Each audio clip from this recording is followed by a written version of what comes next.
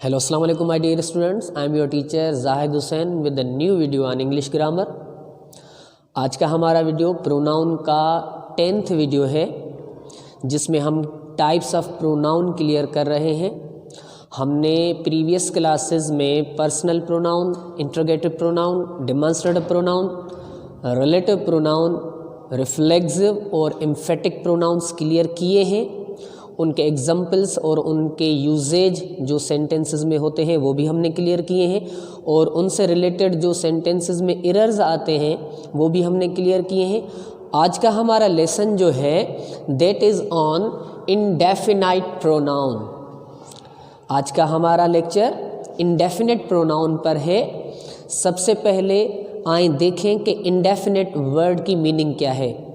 कि जैसे मेरी हैबिट रही है कि प्रोनाउन का जो भी काइंड होता है मैं उसके नेम की मीनिंग आपको समझाता हूँ। सबसे पहले अगर आपको उसके नेम की मीनिंग पता चल जाएगी तो आपको वो प्रोनाउन और उसकी डेफिनेशन भी आसानी से समझ में आ जाएगी। तो सबसे पहले इसका नाम देखिए, इंडेफिनिट प्रोनाउन। इंडेफिनिट जो है वो डेफिनिट का अपोजिट वर्ड होता है। डेफिनिट कहते हैं किसी भी ऐसी चीज़ को जो वाज़ेह हो, जिसके बारे में पता हो, जो एक्सप्लेन्ड हो, ठीक है ना। तो इंडेफिनिट उसका अपोजिट वर्ड बन जाता है। तो इंडेफिनिट प्रोनाउन हम ऐसे प्रोनाउंस को कहते हैं जो अनडिफाइंड हो। क्या हो बेटा?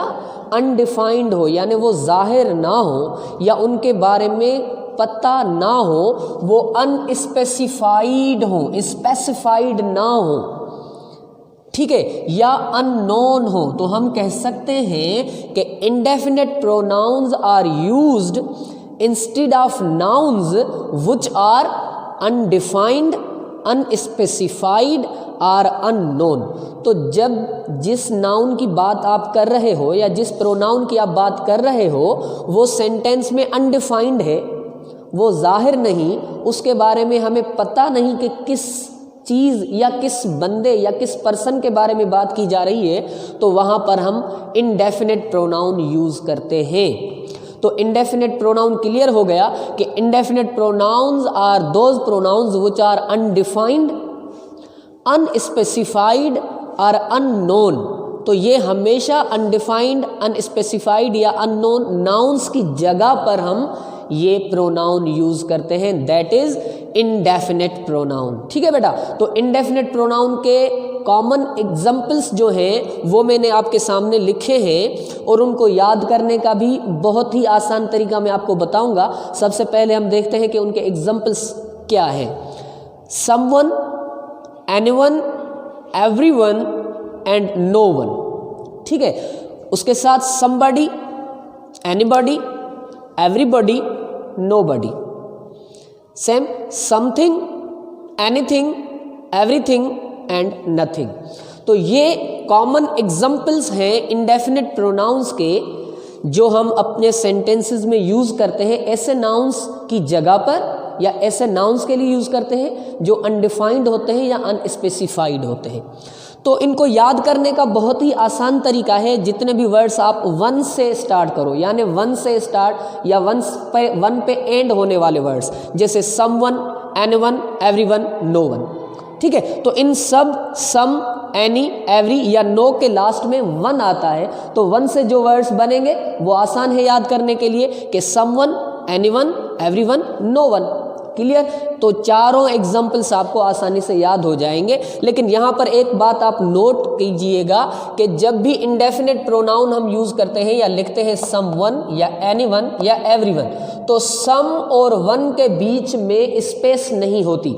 वैसे तो ये सम एक अलग वर्ड है और वन एक अलग वर्ड है, लेकिन जब इंडेफिनिट प्रोनाउन होता है तो उनके बीच में ये जो स्पेस है वो ख़त्म हो जाती है और सम वन हम एक साथ लिखते हैं। जब सम वन एक साथ लिखा होगा, बीच में सम और वन के बीच में स्पेस नहीं होगी, तो वो इंडेफिनिट प्रोनाउन समझा जाएगा।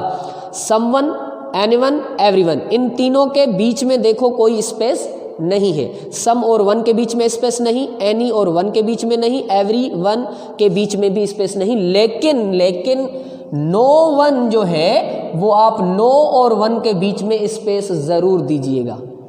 ठीक है। तो नो और वन के बीच में स्पेस लाजमी है। नो वन अगर बीच में से स्पेस हम ख़त्म कर देंगे तो वो इंडेफिनिट प्रोनाउन नहीं रहेगा। ये ध्यान रखिएगा कि समवन, एनीवन और एवरीवन इनके बीच में स्पेस नहीं होगी, लेकिन नो वन के बीच में स्पेस होगी। ऐसे ही तो वन से जो वर्ड्स है वो इजीली याद हो जाएंगे आपको, और दूसरे वर्ड्स जो बॉडी से बनते हैं, बॉडी से, जैसे समबडी, एनीबडी, एवरीबडी, नोबडी, ठीक है। तो बॉडी से जो भी वर्ड्स होंगे वो इजीली आपको याद हो जाएंगे, समबडी, एनीबडी, एवरीबडी, नोबडी, ये भी इंडेफिनिट प्रोनाउन है। और दूसरा थिंग, अगर किसी भी वर्ड के लास्ट में थिंग आ जाए तो वो वर्ड्स भी आसानी से याद हो जाएंगे, जैसे समथिंग, एनीथिंग, एवरीथिंग, नथिंग। तो देखो बेटा, यहाँ पर जो सेम वर्ड्स हैं यानी सम, एनी, एवरी एंड नो, ठीक है, तो इन सब के साथ वन भी लगेगा तो भी इंडेफिनिट प्रोनाउन बन जाएंगे, बॉडी लगेगा तो भी इंडेफिनिट प्रोनाउन बन जाएंगे, और थिंग लगेगा तो भी इंडेफिनिट प्रोनाउन बन जाएंगे। तो समवन का मतलब क्या है? समवन माना कोई भी एक। समवन का क्या मतलब है बेटा? कोई भी एक। तो कोई भी एक का पता नहीं ना कि किस एक के बारे में बात की जा रही है, इसीलिए हम कहते हैं कि समवन अगर हम सेंटेंस में यूज़ करेंगे तो वो हमेशा ऐसे नाउन की जगह पर यूज़ होगा जो अनडिफाइंड या अनस्पेसिफाइड होगा। एग्जाम्पल्स में देखें बेटा, मैंने एग्जाम्पल नंबर फर्स्ट लिखा है बेटा कि समवन स्टोल माय पेन।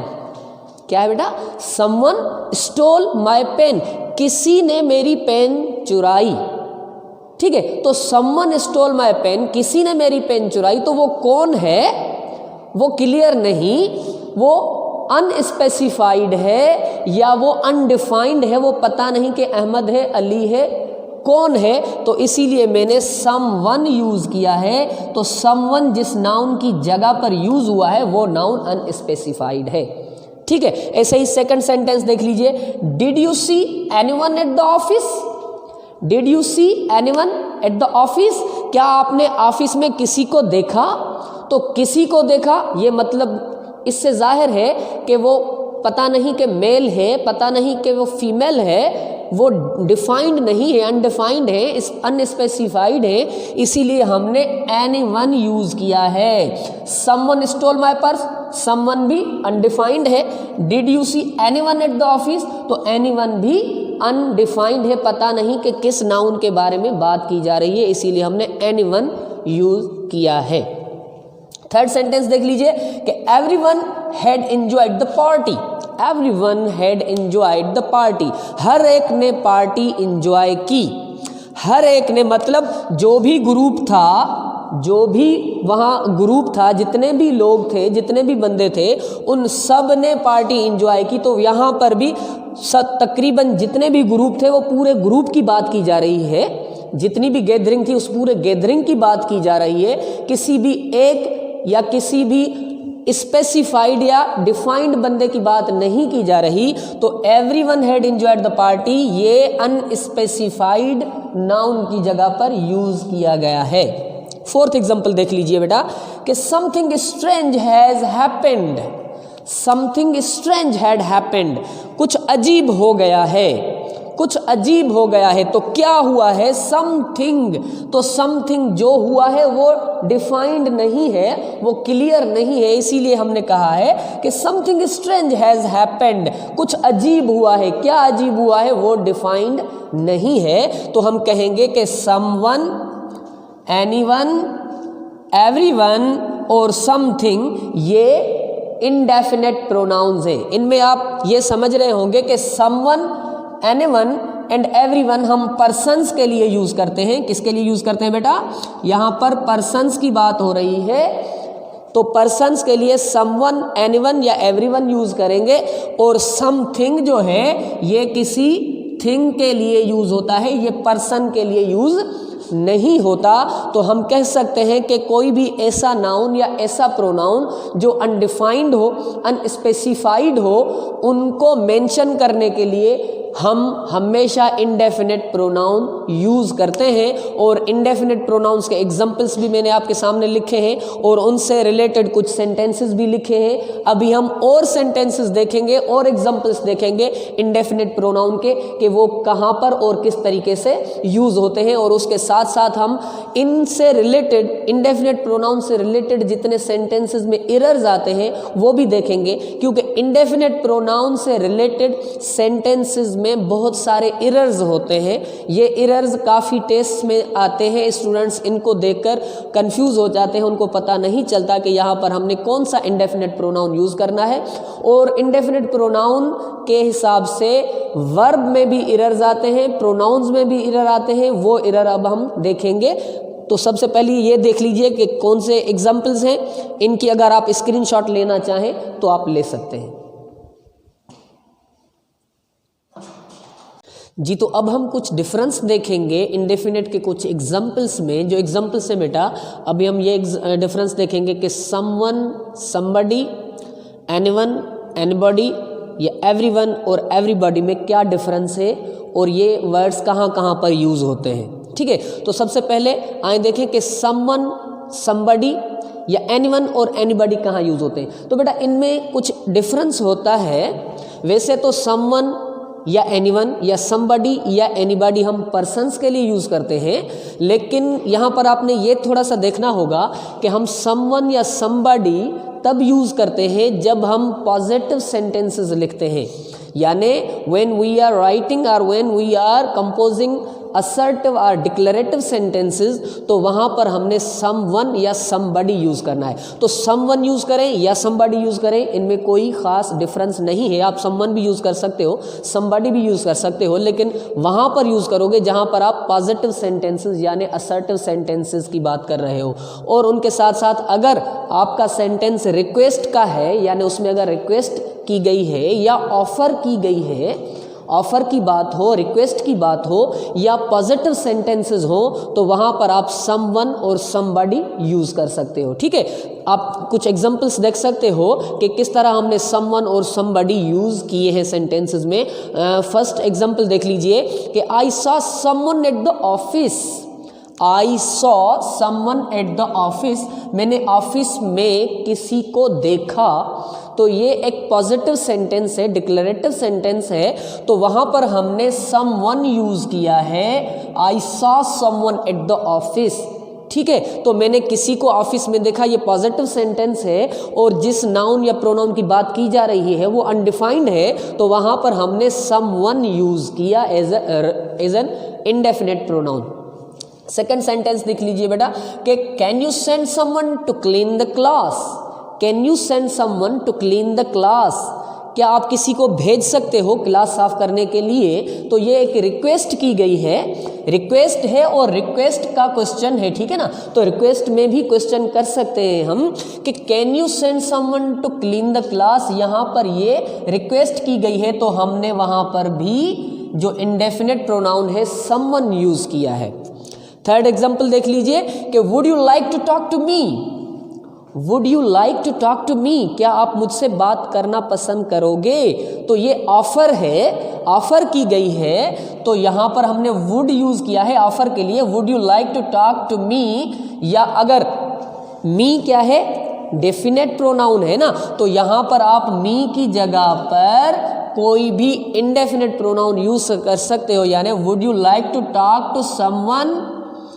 अगर आपका नाउन या प्रोनाउन अनडिफाइंड है तो वहाँ पर आप समवन यूज़ कर सकते हो या समबडी यूज़ कर सकते हो। ठीक है बेटा, तो would you like to talk to someone और would you like to talk to somebody, तो यहाँ पर समवन या समबडी इंडेफिनेट प्रोनाउन के हिसाब से यूज़ कर सकते हैं हम। ठीक है, तो इस फर्स्ट सेंटेंस में देख लीजिए कि ये फर्स्ट सेंटेंस जो है वो एक पॉजिटिव सेंटेंस है, तो वहाँ पर हमने समवन यूज़ किया। सेकंड सेंटेंस में रिक्वेस्ट की गई है, तो वहाँ पर भी हमने समवन या समबडी भी यूज़ कर सकते हो, वो किया है। थर्ड एग्जाम्पल में ऑफर की गई है, would you like to talk to someone और समबडी, तो यहाँ पर भी हमने समवन या समबडी यूज़ किया है।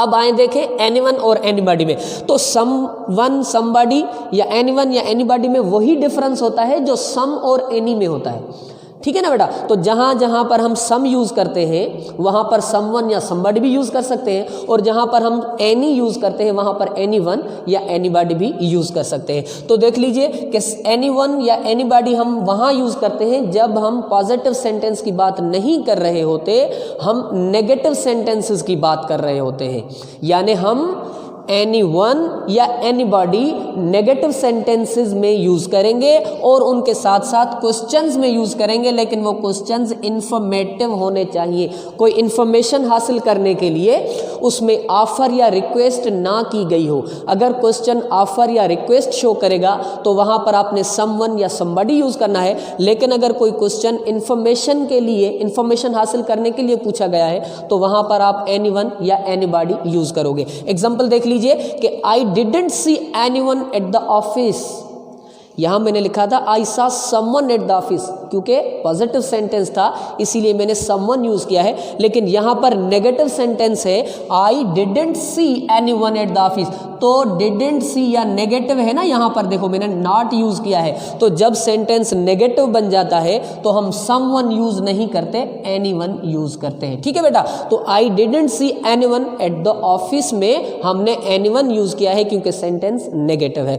सेकंड सेंटेंस देख लीजिए कि has anybody seen my keys, has anybody seen my keys, क्या किसी ने मेरी चाबियां देखी हैं, किसी को मेरी कीज मिली हैं। तो यहाँ पर क्वेश्चन पूछा गया है इंफॉर्मेशन हासिल करने के लिए, किसी चीज़ के बारे में मालूमात हासिल करने के लिए पूछा गया है। यहाँ पर कोई ऑफर या रिक्वेस्ट नहीं की गई, तो वहाँ पर हमने एनीबॉडी यूज़ किया है। देख रहे हो कि जब सेंटेंस आपका नेगेटिव हो या इंट्रोगेटिव हो, इंफॉर्मेटिव क्वेश्चन हो, तो वहाँ पर आप एनीवन या एनीबॉडी यूज़ करते हो।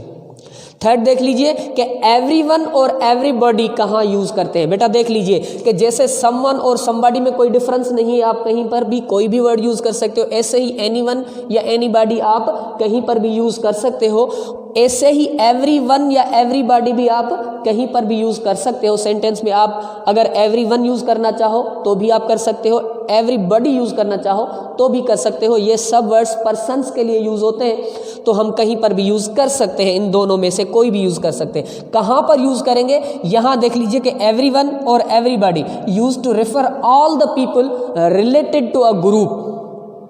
अगर किसी ग्रुप में जितने भी पर्सन हैं, जितने भी लोग हैं, उन सब लोगों के बारे में अगर हम बात करेंगे तो वहाँ पर हम एवरीवन या एवरीबॉडी यूज़ करेंगे, ठीक है। तो जितने भी बंदे होंगे ग्रुप में, जितने भी लोग होंगे, उन सबसे रिलेटेड होगा, उन सब को रेफर करने के लिए हम एवरीवन या एवरीबॉडी यूज़ करेंगे जब किसी एक सर्टेन ग्रुप की बात की जा रही हो। तो एग्जाम्पल देख लीजिए कि everyone in our society is disturbed. तो यहाँ पर जो ग्रुप है वो ग्रुप एक सोसाइटी है, ठीक है। तो पूरी सोसाइटी एक ग्रुप है, उस पूरी सोसाइटी में जितने भी लोग हैं उनके लिए हमने एवरीवन यूज किया है। तो everyone is related with all the people in the society, जितने भी सोसाइटी में लोग हैं उन सब के लिए हमने एवरीवन यूज किया है। तो एवरीवन इंडेफिनिट प्रोनाउन है जो सोसाइटी के तमाम लोगों के लिए हम यूज कर सकते हैं। तो everyone in our society is disturbed, यानी हमारे मुआशरे में हर एक इंसान, हर एक बंदा डिस्टर्ब्ड है, परेशान है। सेकंड सेंटेंस देख लीजिए कि एवरीबॉडी इंजॉयड द शो। जो शो था, जो मूवी थी, तो वो हर एक ने इंजॉय की। एवरीबॉडी, तो यहाँ पर एक सर्टेन ग्रुप की बात की जा रही है। वो ग्रुप रिलेटिव्स का भी हो सकता है, वो ग्रुप फ्रेंड्स का भी हो सकता है, वो ग्रुप क्लासमेट्स का भी हो सकता है। तो जितना भी ग्रुप होगा उससे रिलेटेड जितने भी बंदे हैं, जितने भी लोग हैं, तो उनके लिए हमने एवरीबॉडी यूज़ किया है। Everybody enjoyed the show. अगर आप यहाँ पर एवरीबॉडी यूज़ करो और यहाँ पर एवरीवन यूज़ करो तो आप कर सकते हो। तो आप अगर इसको दोबारा देख लें तो ये है कि समवन और समबॉडी हम यूज़ करते हैं पॉजिटिव सेंटेंसेस में, या अगर रिक्वेस्ट या ऑफर की बात की जा रही हो तो हम समवन और समबडी यूज़ करते हैं। एनीवन और एनीबॉडी हम तब यूज़ करते हैं जब सेंटेंस नेगेटिव हो या इन्फॉर्मेटिव क्वेश्चन हो, तो वहाँ पर एनीवन और एनीबॉडी। और एवरीवन और एवरीबॉडी हम वहाँ यूज़ करते हैं जब किसी ग्रुप की बात की जा रही हो और ग्रुप से रिलेटेड जितने भी लोग हैं उन सब के लिए बात की जा रही हो, तो वहाँ पर हम एवरीवन और एवरीबॉडी यूज़ करते हैं। होप के ये इन जितने भी एग्जाम्पल्स थे इनमें जो डिफरेंस था वो आप समझ गए होंगे। अगर इसकी आप स्क्रीनशॉट लेना चाहो तो आप ले सकते हैं जी। तो अब हम बात करेंगे इंडेफिनिट प्रोनाउन से रिलेटेड कुछ एरर्स के बारे में। इंडेफिनिट प्रोनाउन को लेकर वर्ब या प्रोनाउन में एरर्स आते हैं, वो एरर्स टेस्ट में आते हैं, स्टूडेंट्स उनको देखकर कंफ्यूज हो जाते हैं। लेकिन यहाँ पर हम आपको समझाएंगे कि इंडेफिनिट प्रोनाउन से कैसे एरर आ सकते हैं और आप उन एरर्स को कैसे स्पॉट कर सकते हो। सेंटेंस नंबर 1 देख लीजिए कि एवरीवन विश और wishes to get good marks. ठीक है, तो यहाँ पर मैंने 2 वर्ब्स लिखे हैं, विश भी लिखा है और विशेस भी लिखा है। ठीक है, तो विश क्या है? विश है प्लूरल वर्ब और विशेस है सिंगुलर वर्ब। विशेस क्या है बेटा? ये सिंगुलर वर्ब होता है और विश प्लूरल वर्ब कहलाता है। नाउन या प्रोनाउन में ये उल्टा होता है कि अगर किसी भी नाउन के लास्ट में आप एस या ईएस ऐड कर लो तो वो प्लूरल बन जाता है, लेकिन यहाँ पर वर्ब में सिस्टम चेंज होता है। यहाँ पर अगर आप वर्ब के लास्ट में एस लगाओगे या ईएस लगाओगे तो वो सिंगुलर बन जाएगा। ठीक है ना, तो यहाँ पर विश प्लूरल वर्ब यूज़ किया गया है और विशेज सिंगुलर वर्ब यूज़ किया गया है। तो आपको पता है कि अगर सब्जेक्ट सिंगुलर होगा तो वर्ब भी सिंगुलर यूज़ करेंगे, लेकिन अगर सब्जेक्ट प्लूरल होगा तो वर्ब भी प्लूरल यूज़ करेंगे। तो देखें हमारे पास सब्जेक्ट है बेटा एवरीवन। एवरीवन क्या है? एक प्रोनाउन है। सब्जेक्ट की जगह पर हम नाउन भी यूज़ कर सकते हैं और प्रोनाउन भी यूज़ कर सकते हैं। तो हमारे पास everyone as a pronoun subject है, तो एवरीवन हमेशा सिंगुलर सब्जेक्ट कहलाता है। एवरीवन क्या है बेटा?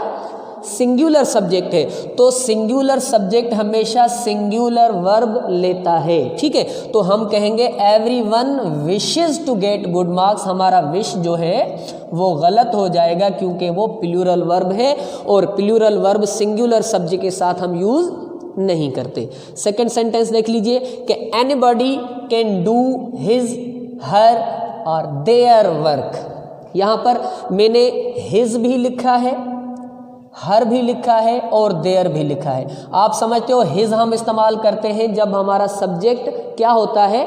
मेल सब्जेक्ट होता है। अगर बॉय की बात की जा रही हो तो हिज यूज़ करते हैं, और अगर किसी गर्ल की बात की जा रही हो तो हर यूज़ करते हैं। लेकिन अगर हम प्लूरल की बात कर रहे हैं तो देयर यूज़ करते हैं। अभी हम देखते हैं कि हमारे पास सब्जेक्ट कौन सा है। हमारे पास सब्जेक्ट है बेटा एनीबॉडी।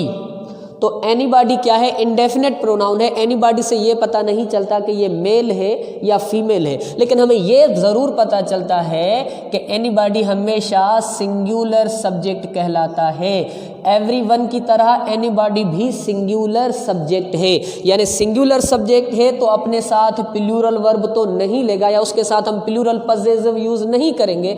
तो यहाँ देयर जो है वो तो बिल्कुल यूज़ नहीं करेंगे। लेकिन हिज और हर से देखेंगे कि यहाँ पर एनीबॉडी से पता नहीं चलता कि ये मेल है या फीमेल है, लेकिन हम जब भी कोई ऐसा सब्जेक्ट यूज़ करें जिसमें से मेल या फीमेल का पता ना चल सके तो वहाँ पर हम प्रेफरेंस मेल को देते हैं। तो हम यहाँ पर एनीबॉडी के साथ हिज यूज़ करेंगे। Anybody can do his work, her work नहीं होगा, और देयर भी नहीं होगा क्योंकि सब्जेक्ट हमारे पास सिंगुलर है। थर्ड सेंटेंस देख लीजिए कि समथिंग इज आर और बेटर देन नथिंग। ठीक है, तो समथिंग भी क्या है? समथिंग भी सिंगुलर सब्जेक्ट है, तो इसके साथ इज या आर में से क्या यूज़ करेंगे हम? सिंगुलर सब्जेक्ट के साथ इज यूज़ करेंगे या आर यूज़ करेंगे? हम इज यूज़ करेंगे, आर प्लूरल के साथ यूज़ करते हैं। तो अब हमारा सेंटेंस बनेगा something is better than nothing. ठीक है, फोर्थ एग्जाम्पल देख लीजिए कि एवरीबॉडी वॉज या were present in the meeting. तो एवरीबॉडी भी हमारा, एवरीवन जैसे सिंगुलर सब्जेक्ट था ऐसे ही एवरीबॉडी भी हमारा सिंगुलर सब्जेक्ट है। तो सिंगुलर सब्जेक्ट के साथ हम वाज यूज़ करेंगे, वर यूज़ नहीं करेंगे। तो everybody was present in the meeting होगा। फिफ्थ एग्जाम्पल देख लीजिए बेटा कि सम थिंग, थिंग्स, इज और मिसिंग इन द कपबोर्ड। तो बेटा मैंने पहले आपको बताया था, जब मैंने आपको इंडेफिनिट के एग्जांपल्स दिखाए थे, कि समवन या समथिंग जब भी एक साथ यूज किए जाएं, यानी सम और थिंग के बीच में या सम और वन के बीच में कोई स्पेस ना हो, तो वो इंडेफिनिट प्रोनाउन होता है। लेकिन यहाँ पर देखो, सम और थिंग के बीच में यहाँ पर स्पेस दी गई है, तो जब स्पेस होती है तो इंडेफिनिट प्रोनाउन नहीं होता। स्पेस होती है तो वो क्या होता है, एडजेक्टिव होता है। तो अभी हम कहेंगे कि सम क्या है, एडजेक्टिव है। सम का मतलब होता है कुछ, सम अलग है, थिंग अलग है। तो कुछ हम ज्यादा चीजों के लिए यूज करते हैं, तो थिंग यहां पर नहीं होगा, सम थिंग्स होगा। क्या होगा बेटा, सम थिंग्स। यहां पर प्रोनाउन की बात नहीं की जा रही, यहां पर एडजेक्टिव की बात की जा रही है। और सम जो होता है वो एक से ज्यादा चीजों के लिए यूज करते हैं, तो अब होगा सम थिंग्स। यहाँ थिंग नहीं होगा क्योंकि इनके बीच में स्पेस है, सम थिंग्स। और जब सम थिंग्स हो गया तो हमें पता चल गया कि ये प्लूरल चीज़ों के बारे में बात की जा रही है। और जब प्लूरल की बात की जा रही हो तो इज यूज नहीं किया जाता। अब हम यूज करेंगे सम थिंग्स और, क्या यूज करेंगे बेटा, इज यूज नहीं करेंगे, आर यूज करेंगे। Some things are missing in the cupboard. तो ये कुछ एरर्स थे इंडेफिनिट प्रोनाउन के हवाले से जो मैंने आपको कराए हैं। आप होप के इनको देखकर आप सब्जेक्ट वर्ब एग्रीमेंट को भी समझ गए होंगे, और इनको देखकर जो एरर्स सेंटेंसेस में आते हैं इंशाल्लाह वो भी आप क्लियर कर लेंगे। होप के आपको आज ये जो मैंने इंडेफिनिट प्रोनाउन का लेसन समझाया है आपको क्लियरली समझ में आ गया होगा। अगर कोई और भी क्वेश्चन हो तो आप इस वीडियो के कमेंट सेक्शन में आकर हमसे पूछ सकते हैं।